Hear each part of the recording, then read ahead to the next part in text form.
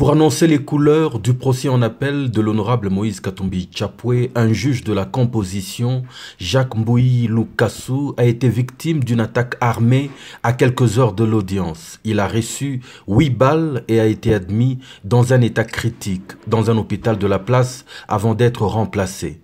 Connu pour sa rigueur et sa probité, l'on pourrait s'imaginer que son infortune pourrait faire suite à un refus de se plier à certaines injonctions d'un pouvoir dont tous les ténors sont sur place. Quant à la presse du continent, voici ce qu'elle livre à RFI sur ce procès.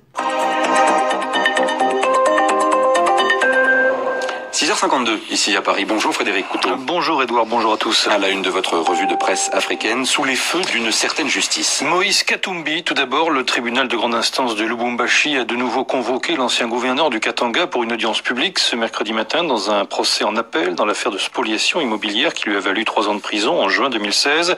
Ce nouveau round judiciaire s'ouvre dans un contexte politique très tendu, relève le site d'information congolais Casse-Info.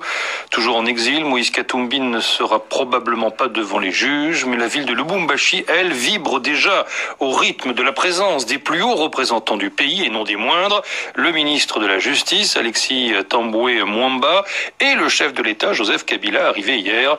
Une double présence qui fait peser un climat lourd, donc, sur un dossier déjà compliqué, pointe le site congolais. Moïse Katumbi considère sa condamnation et les poursuites engrangé à son encontre comme une manœuvre politique visant à l'écarter de la course présidentielle.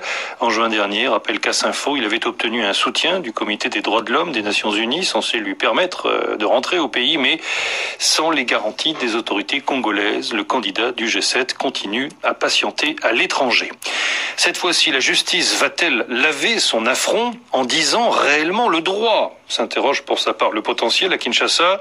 Les évêques de la conférence épiscopale nationale du Congo avaient conclu que le dossier Katumbi était vide, creux, rappelle le quotidien quinois.